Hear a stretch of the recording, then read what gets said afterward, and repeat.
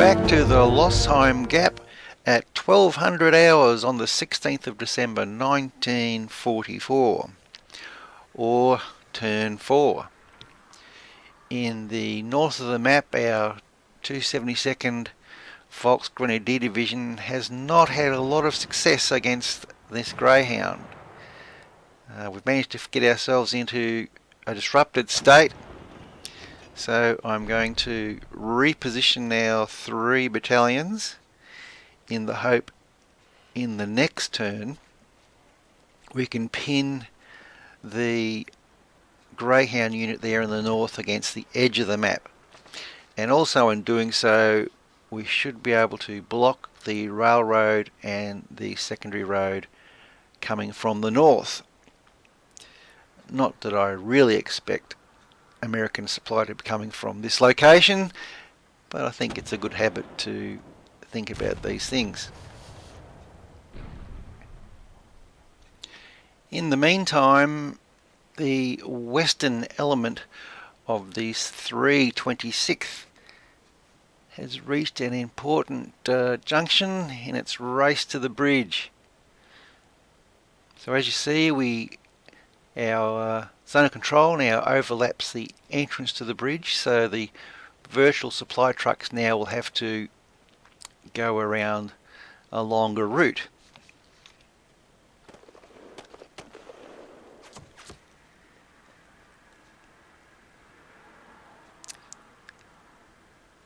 So we discover another American unit in good condition, and as we've been expecting, the Americans in depth. So I really would like to get rid of these broken and weak Amy units overlooking this road to the northwest.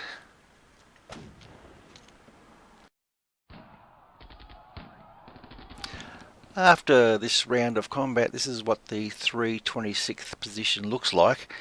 That annoying, isolated and broken American infantry battalion manages to hold on.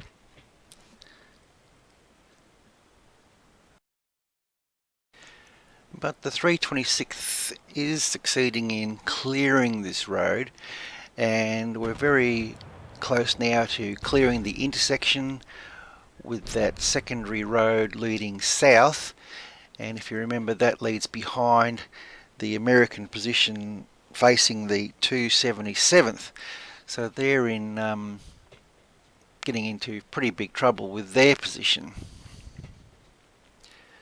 So we can be reasonably pleased with progress to date.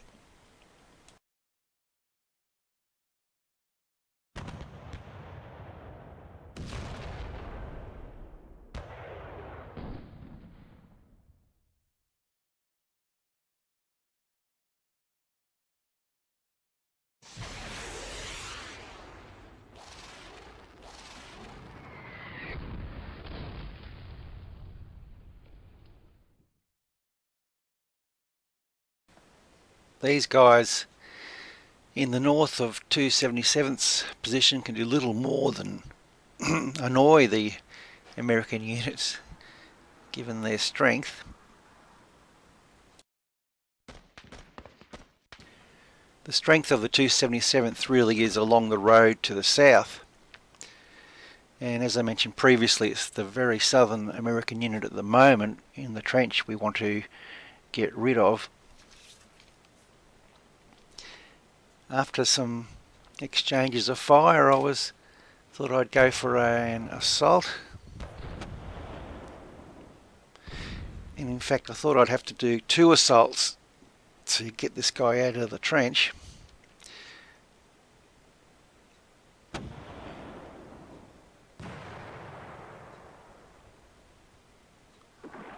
But much to my surprise, we managed on the first try, roughly at 1 to 1. 7 guns is worth about 70, so that's a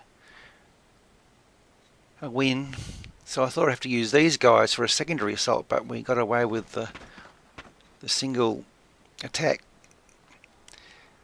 Sort of as expected, we discover another American unit on the south side of the road.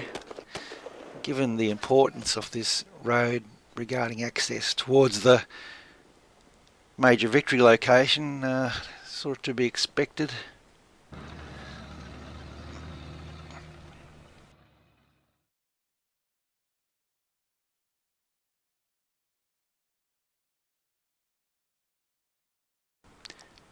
Further south, the 12th Volksgrenadiers have basically broken through the American defence, and we're rapidly on the way to Bulge.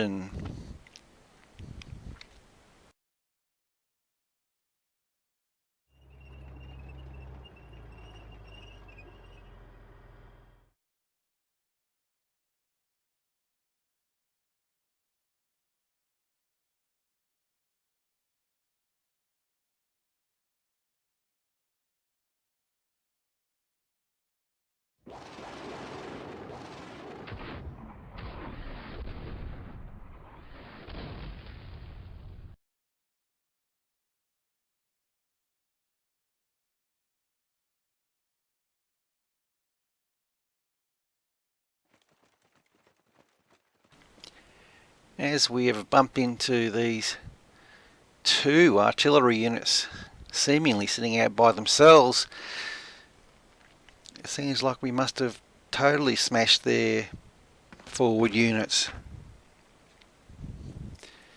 Of course, maybe the plan is to withdraw behind the river on the way to the 500 pointer, but at this stage we're looking pretty good, and of course rule one is deny the Americans their artillery.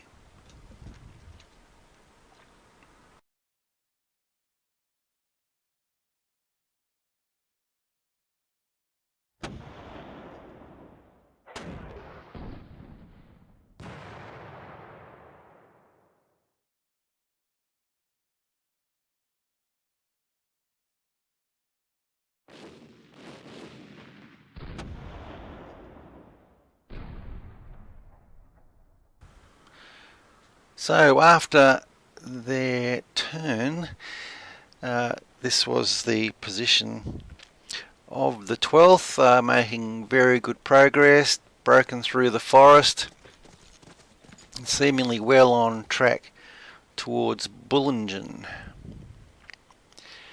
If you have a look at the northwest of the map, you'll see that there's actually a river section right there against the edge. So what we may do at this stage is do a bit of a right hand turn, help to surround the American units which the 277th are facing, and then just fight our way up that corridor to the 500 pointer.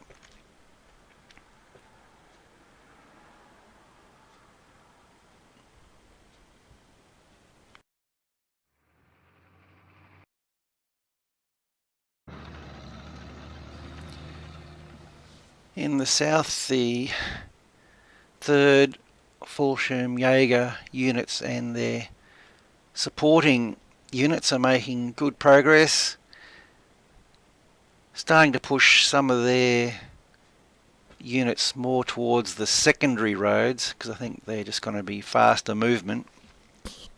Although I will clear this road to the south, but I think it's increasingly becoming irrelevant as we close in on Bulge.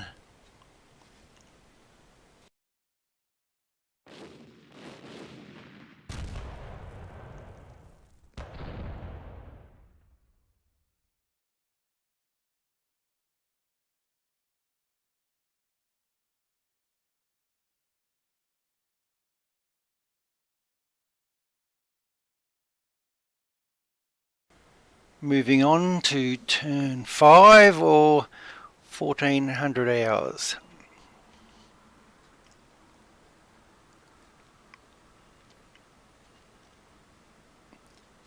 So far we're still being able to maintain our roughly slightly greater than 2 to 1 casualty ratio, and we start in the north of the map with the 272nd. So something of a reshuffle after our failed first attempt on the Greyhound there in the north. So by moving these three battalions in this manner, we isolate the Greyhound, and hopefully we'll be able to get rid of him that way. Not expecting a whole lot of the 272nd really, just getting rid of the Greyhound might be the limit of their contribution.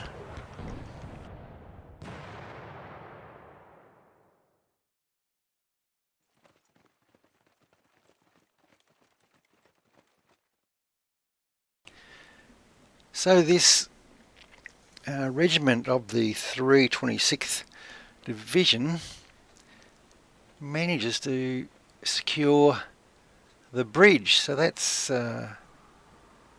was good news. I think these guys have made a good contribution to the 326th effort, although they haven't fired a shot.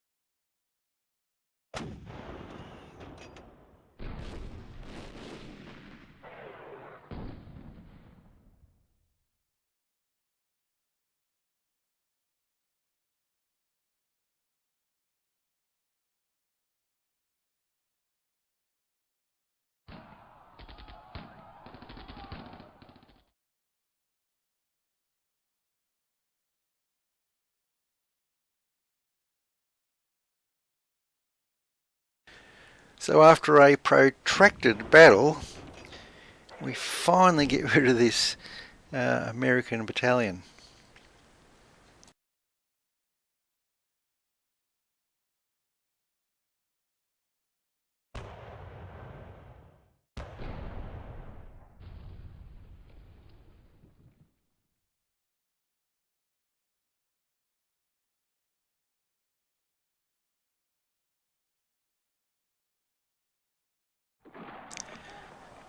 A nice little result for us there, and you can see this road south is certainly opening up as an option for us to traverse, but that's certainly, I think, outside the 326th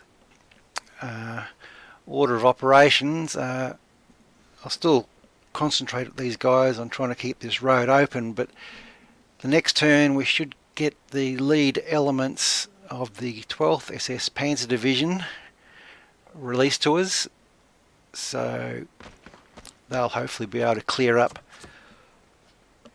these remaining American units on this road and give us access to that northern victory location.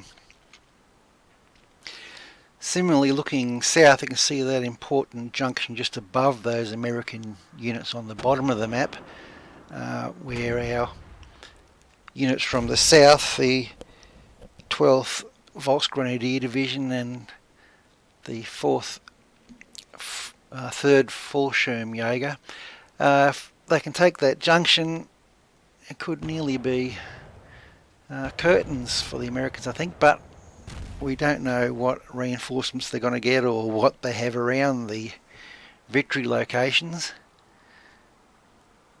but certainly have to be happy with the progress.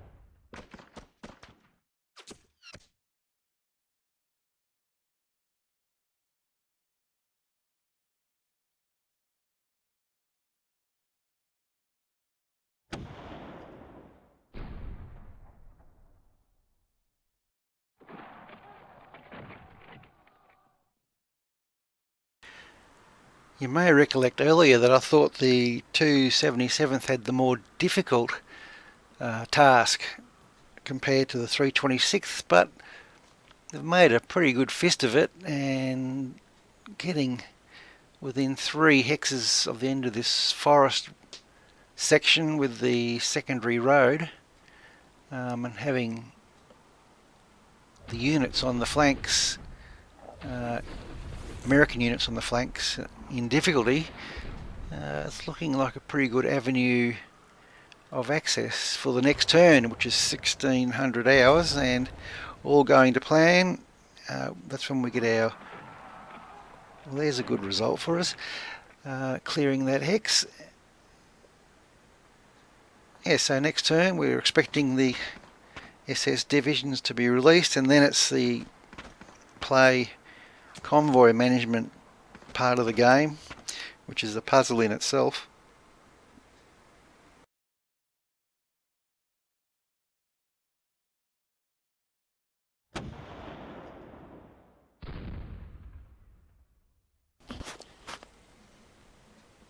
So in the south of the map, progress continues to be made quite easily, it seems, at this stage.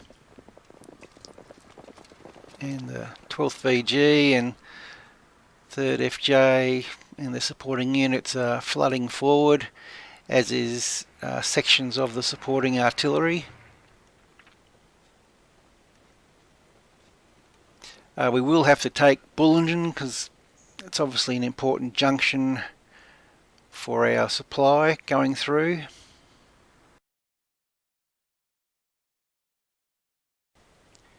Although I'm not going to show it to you, there was a significant amount of artillery action, of course, blasting as many American units as possible, trying to break them also, if possible, so their zones of control are totally negated and allows us to move freely.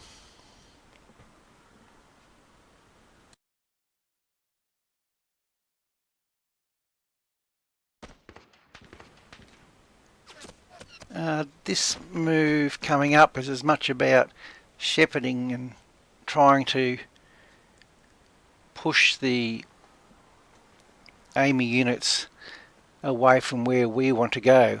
Obviously we want to head towards Bulge, and the idea here is just to push them further west.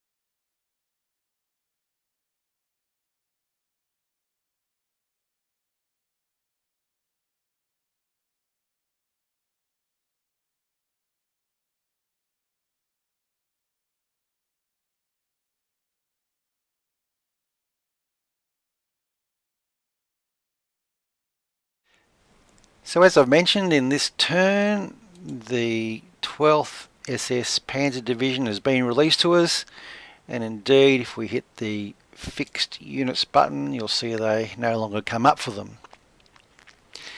I've mentioned the idea of convoy management in the past, and perhaps some people may think this is reasonably vegetable sort of information, but I think this is an area which I'm still not happy with the way I play it, that I think I can improve greatly.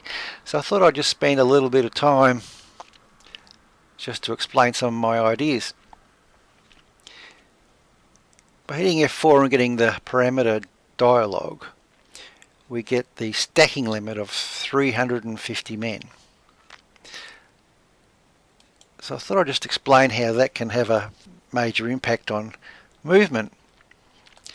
So we have here a recon unit, 100T, so it's in travel mode, and if we hit the reachable hexes button, see we can move him to any of these places in travel mode.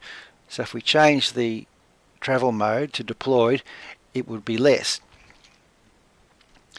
So we think, oh, that looks pretty good. We can go north or through this route here, or we can go all the way down here to the south of the map. So let's just see how far this guy can go. He's a reconnaissance unit as well, 72 travel points. Right, 1 hex for 72 travel points. That doesn't sound too good, does it? So the point I'm making here is this chap here, he represents 450 personnel, 450 men. So as such, for travel purposes, he also takes up the first 350 points. So for this unit here, although he's in travel mode, he can't use travel mode to get to there, so he has to use deployed mode. And deployed mode for a motorized unit, in this case, would be 1 hex, because the underlying hex is forest, and forest for motorized units is 90 in snow conditions. So this is why it's important to get your sequence of units moving in the right sequence so they maximize their travel points, and 2, that along the route you want them to go to, you don't want to have a artillery unit sitting on the road taking up all those first 350 points just sitting there doing nothing, because any units that then move through that hex following will have to move through that particular hex at the deployed cost. So that will slow down your whole convoy. So that's why you might notice here I've tried to keep these roads as clear as possible. Now I mentioned earlier that this guy here was going to be an issue for us because he overlooked the hex. So if we move down here and travel, this guy here can have a ping at us in travel mode. Fortunately this guy's broken, so we could just, if we have enough movement points, we could just keep driving up the road. So that's why these guys with the hexes, or the hex influence over that secondary road hex, are priority units for us to get rid of, so that we get our units to the place we need them to be, not waiting umpteen turns because we got the road choked with vehicles and other things. Now if we have a look down south here, you can see the roads are absolutely chock-a-block. So this is a part of the game which is, I think, a much more intricate puzzle than a lot of us give it credit for, and we leave a lot of movement points on the table because we haven't organised the units to move in travel mode rather than having to pay the price of deployed mode, especially in this area with the forest. Like any unit gets stopped with 0 movement points, well, everyone else is going to bank up behind them. I know in particular when I play the Russian player on the Eastern Front games, often my reserves or late release units and that sort of thing, often they don't get to the battlefield because they end up in a big traffic jam somewhere. So as I mentioned, I do think this is a big part of the puzzle of these games to try and get it right, and I'm still trying to figure it out. But I thought I would highlight that to you. And for instance, if we then grab this guy and we move him 1 hex in travel mode,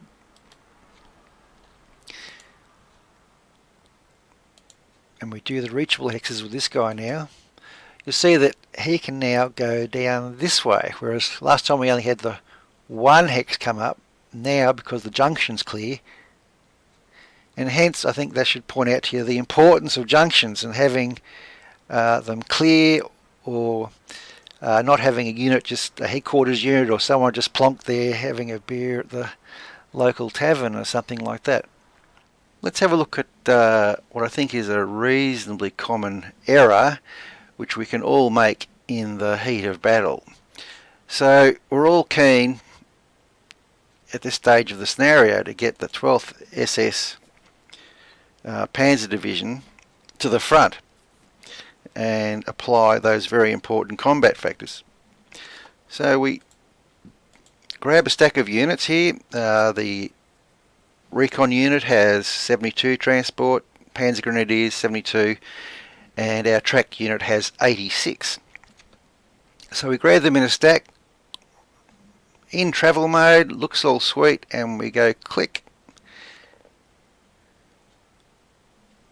And we think, gee, that was expensive. Our recon unit, it cost him all his 72 points. You know, very expensive for the Panzer Grenadiers, and the tracked unit went down to 86 to 40.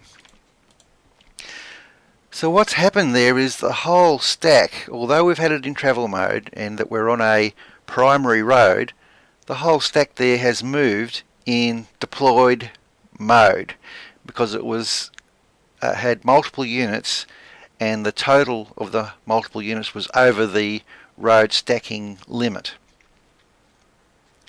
Right, so let's go back and do that again and see if we can get a different result.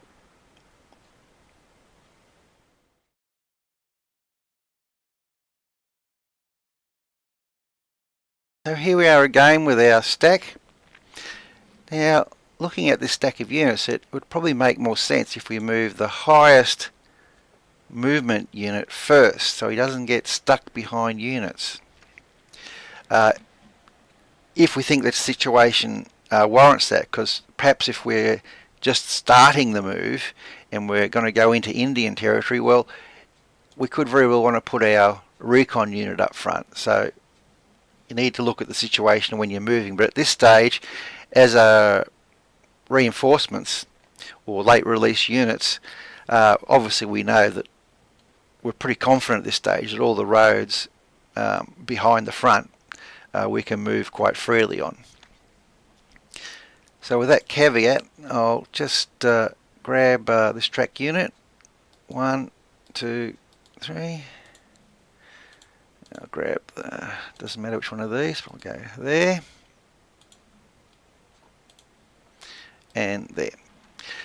So now when we look at the 3 units, our track unit still has 74, the Panzer Grenadiers 64, and our recon unit has 68. Now that is all from just moving the units correctly, if I can use that particular term. So same with this next stack, we probably want to move our headquarters first, and away we go. While we're in this situation, we'll press the reachable hexes button, and with our 12th SS division or Panzer division, obviously we can move units north, we can move them directly to the west, we can take them down to the southwest, or if we like we can even go down to the south, depending on what we want to do. So we've got plenty of options because we've largely been able to keep the road clear.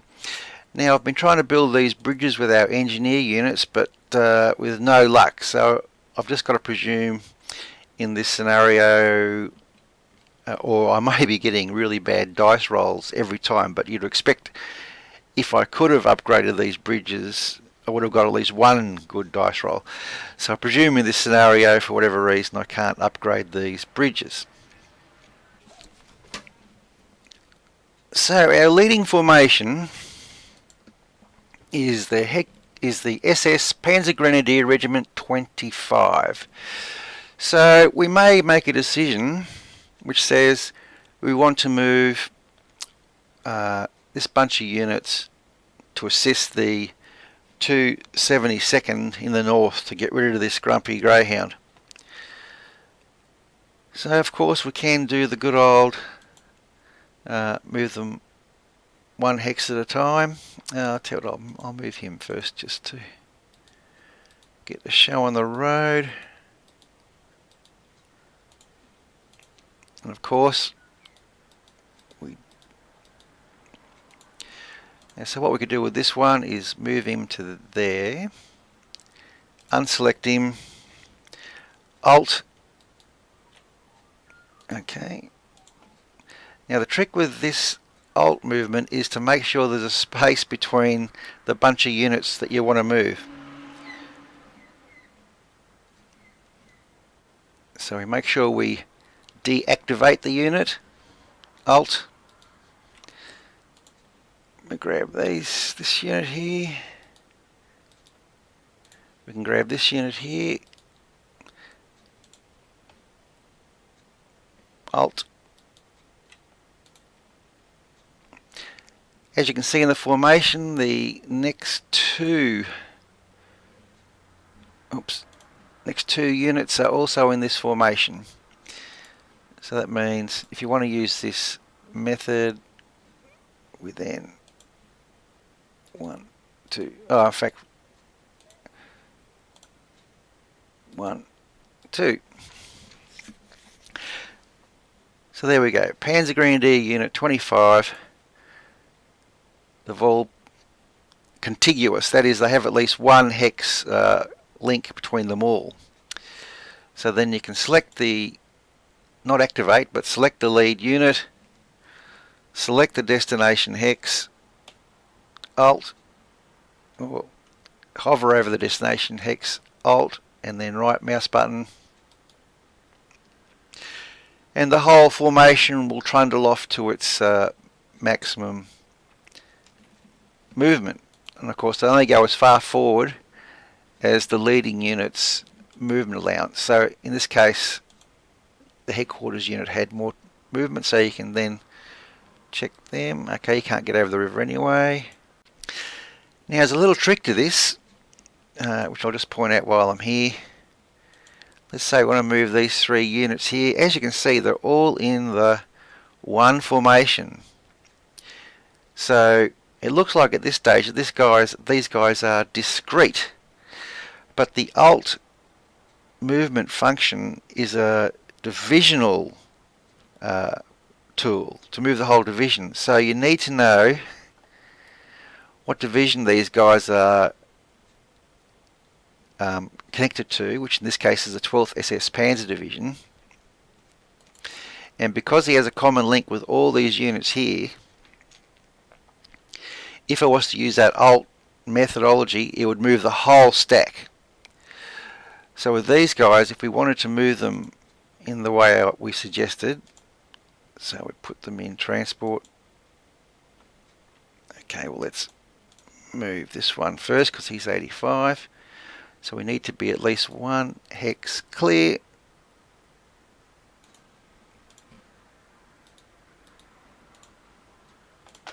Oops. Right. So he's selected, not activated.